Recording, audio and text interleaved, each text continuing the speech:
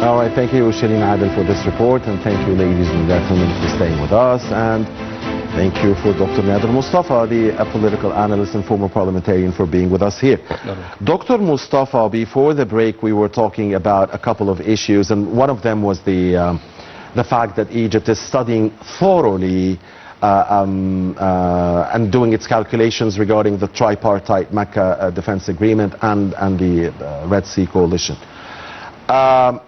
Now, you mentioned that yes, Egypt doesn't want to be part, or your belief is that Egypt doesn't want to be part in any grouping that could be interpreted against any country or this or that body.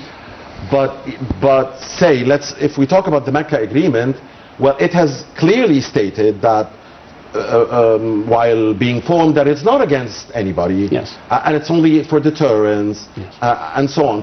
So from that point of view, this is not anyway. What I wanted to say is that those are our allies in all cases, yes, right? Whether, yes, we join or not. Yes. Saudi Arabia, Turkey, and Pakistan. Yes. Those are allies. So again, so what do you think will happen? Because nobody, Egypt is studying. Yes. That's the declared official position. Yes. So for us, for the media, for political analysts, we're trying to guess. Yes. What do you think will happen? It's not only coalition that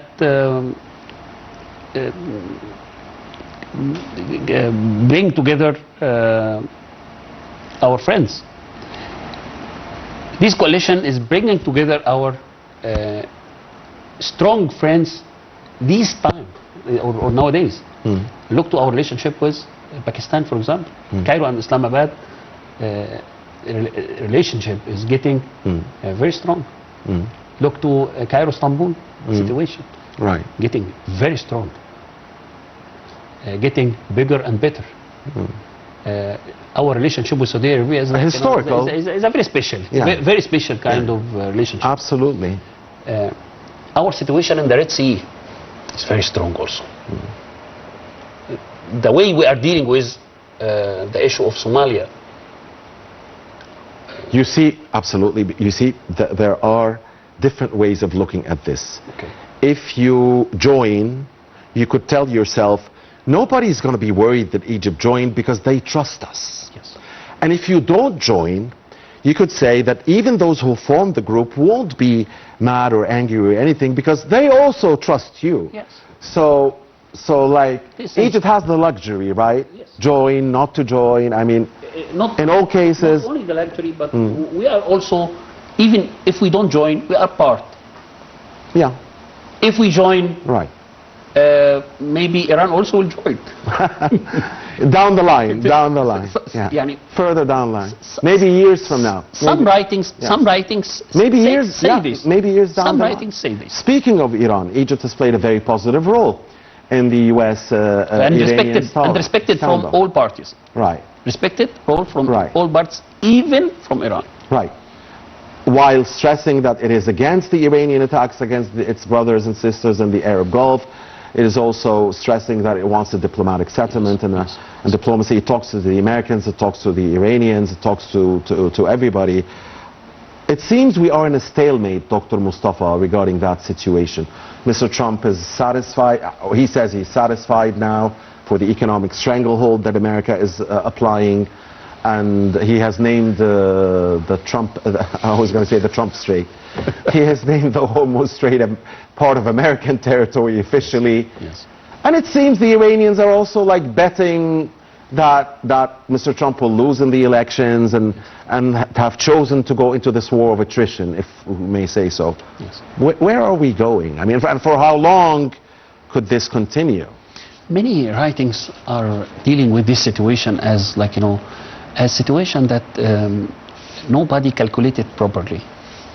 Those who start this war didn't calculate properly how this war will go, when this war will end, what's the proper results that we want.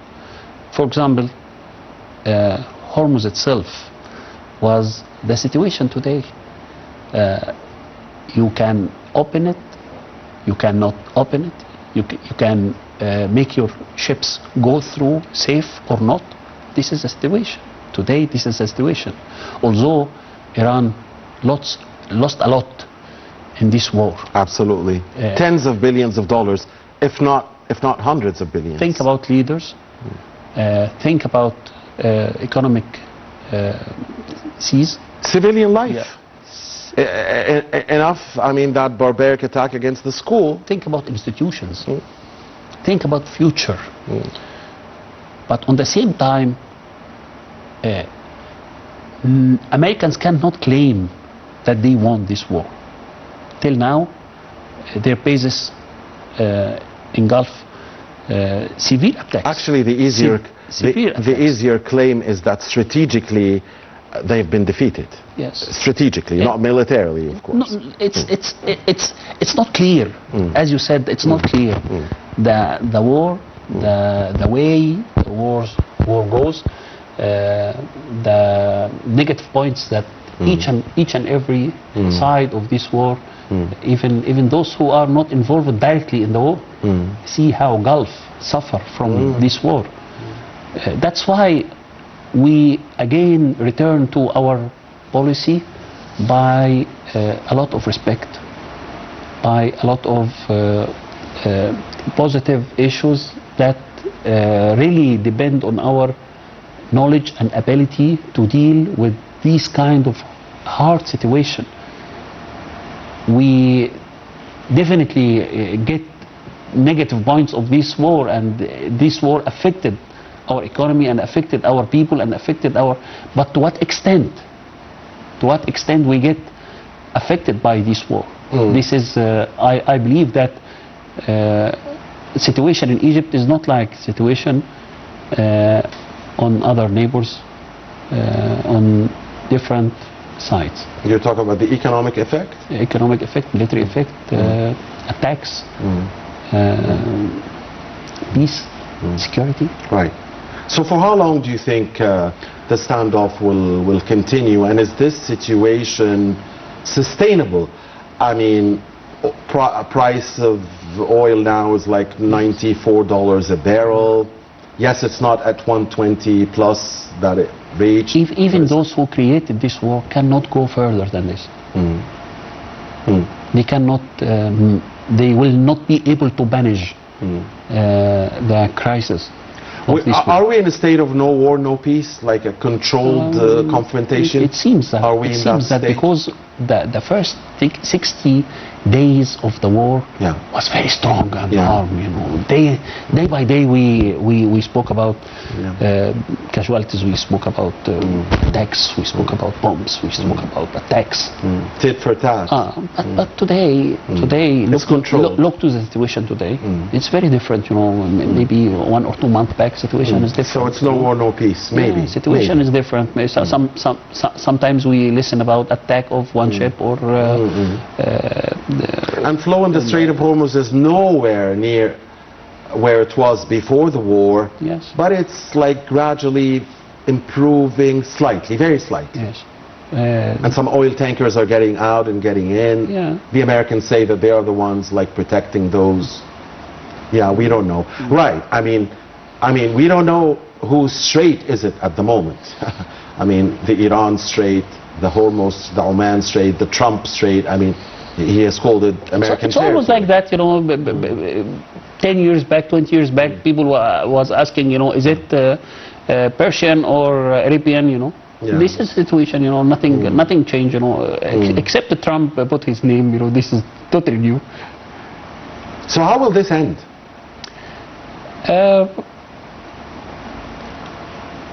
I remember the comment of American politician. I think he's an envoy to the Middle East. He was saying that situation in the Middle East is like, you know, is always like that since history. Right, but I mean, this is the conflict. This is the conflict. Right, you know? but this is like unsustainable, I guess. And you know, Mr. Trump has been criticized for getting into a war that he didn't have a clear exit strategy for. Yes. And now the question is, how will this be finished? Even I believe that the United States itself cannot get out of this. Yeah, yeah. It maybe maybe Iran want to finish, maybe America want to finish, but to be able to finish, this is a question, and how to do it, you know. The problem is that once you said that, okay, I want to finish, I will finish, the whole world will think that this is kind of defeat. Like the best scenario, we always talked about, because this war has gone much longer than it was supposed to. Remember, Mr. Trump said it's going to be 4 to 6 weeks. Yeah. Now it's like more like 6 months and counting. Yeah. Definitely, they thought that once we kill the leaders, everything finished. Yeah, change the regime. This is maybe we can say that this is a strategic kind of mistake, you know. Yeah. This is because the regime hasn't been changed. I mean, it's the second line or the third line or the fourth line, whatever. They think the same way. Maybe they're even more hawkish. But they did it in a very, like, you know, in a very severe way, you know. Yeah. You know, they did it like, you know, lots of leaders, you know. Right. And this is also a lesson to the whole world, you know. How come? How come you managed to do this, you know? It's like, you know, assassination. We want to find after assassination after assassination, and like, you know, it happened, like, you know, in a very like systematic and day after day and line after line. You see, there is too much to lose for America and for Iran. Yes. And for the region. And this is why I remember that during the first 39 days of the war, the most difficult of times, that like the theory was, we the world, let's try to find a solution whereby both parties can say we won.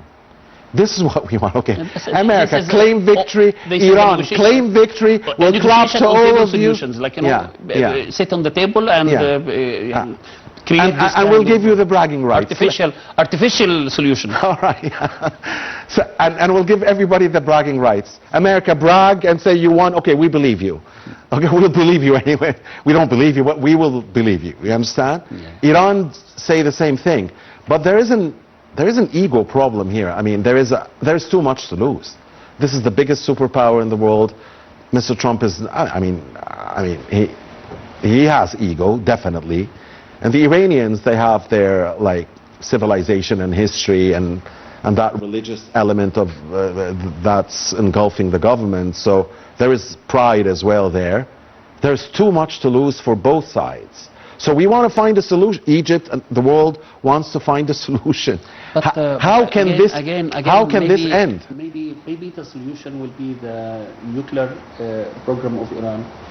This can be part of the solution, because it's not only Hormuz and the shipping line there, but it's very important that always the nuclear program of Iran is part of the issue. It was the agreement first between United States and the Obama administration. Yes, and changing the regime in the United States, maybe the next election can be part of the solution. So you're looking, as it was during Obama time. Okay, so this is what you think the solution might look like eventually, further down the line. A deal, and somehow like the Obama deal. The more we come near to the election, the more United States will be very busy in the election. And nobody can manage war during election time. Well, anyway, this war started because, you know, Israeli intelligence claimed that Iran was like 1 or 2 weeks away from developing a nuclear bomb. And this is the situation today between Israel and the United States. Right. The more negative points will come to the United States, the more the relationship between Israel and the United States will affect. And this same Israel that has elections like in 2 months' time, in late October, hit an air. This is I want to move to the next thing, so I'm just using this strait to try and reach it. My strait. Feel free. Muhammad's strait. So Israel hit an air base in Syria, in northern Syria, in Idlib, Yes. because they thought that this air base might be built and that Turkish observers or troops might go there. And so before it was built and before the Turkish, because this might happen and this might happen, so they took like a preemptive strike, like based on a three-step calculation, and hit that. And immediately there was fear in the region that things would spiral out of control, but Turkey chose restraint and responded in a restrained way. But again, these preemptive strikes and these preemptive land grabbing and this preemptive killing and this by Israel that already has like hundreds of nuclear weapons and made America join it because Iran might have a nuclear bomb. You see, all of this is really disturbing peace, stability and security in the region and might not ever give the region lasting peace. Egypt says that for lasting peace to occur, there must be a just solution to the Palestinian cause, an independent, viable state for Palestinians on the borders of June 4th, 1967, with East Jerusalem al-Quds as its capital. Egypt is exerting great efforts in the Gaza peace deal that was signed here in Sharm el-Sheikh, Mr. Trump's plan that Israel has rejected. Yes. Yes. Trying to move to the second phase, trying to alleviate the humanitarian suffering, trying to push for the two-state solution. Tell us, how do you see Egypt's role regarding the Palestinian issue and regarding the Israeli preemptive stuff that, and Israel says like Hamas would have to get rid of all of its weapons first before we withdraw and stuff like that. And again, the problem is who moves first, Israel withdraws or Hamas demilitarizes, and who gets the weapons. But the thing about the preemptive policy in the Israeli doctrine is preventing any solution from being applicable. And this is more like the greater Israel thinking. I mean, we have to believe that. This is this is it. This doctrine today is depending on the changing the map, the greater Israel. So from the first time, Egyptian mentality was very clear. Palestinian people will not leave their land.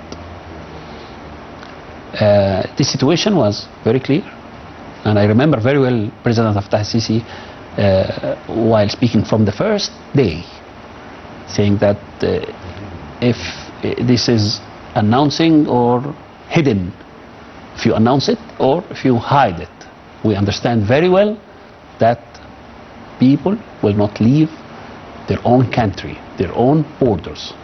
People will not cross our borders. At the same time, Egypt play a very important role in order to supply those people with their needs in a very huge, in a noble way, despite the Israeli hindrances and obstacles that are still being put until today. And Egyptian society stand next to those people. Look to our trucks crossing the border. It was like, look to our people when they went to Rafah in order to let the whole world listen to their voice. Look to the visits of foreign ministers and prime ministers and presidents of the whole world, United States, General Secretary. Each and everybody come and see the situation, see how Egyptians able to manage. Until now they are managing this situation. Till we came together, Egypt, Turkey, United States, Qatar, stand together in order to manage the situation. Today's situation in Gaza is very different from situation in Gaza year back. It's better, but Israel is violating the ceasefire deal day in and day out and killing people and also trying to hinder the entrance of humanitarian. And as you mentioned, this is the situation also in Syria. Right. They are going to change the Obviously, this is the goal. Israel map. This is the goal. They said clearly that they want to change the Middle East map. Right. And southern Lebanon, of course, as well. Yes. Yes. Now, the American diplomat and responsible for Syria and Lebanon affairs, Mr. Barak, said that the Golan Heights are Syrian territories, Yes. and that they are occupied by Israel, and this stirred a rhetoric from Israel against Mr. Barak, who's Mr. Trump's envoy. Yes. Do you think America will allow this? I mean, this Israeli... of course, no one can prevent the Israelis from thinking about it, Yes. but will the Americans, along with the countries, with the region's countries, led by Egypt, be able to stop this expansionist scheme from being realized? The situation of United States and the European Union, unfortunately, during Gaza war, was a little, on my point of view, a little shameful, you know. As I said, it was against all the Western values. It was against the international law.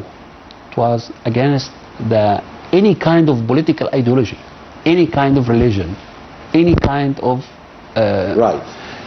ideology. Absolutely. It's like, you know, it make me and make many analysts and many other people all over the world, you know, rethink about the values of those superpowers.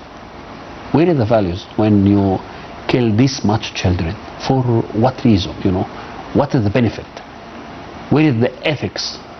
That whenever somebody get present here or there, the whole European Union come out and say, how come this happened? How come these nations will behave after year or so against the African countries, for example, or against the Asian countries, or these kind of reports of human rights, how they will look directly on the eyes of the people when they speak about human rights to them.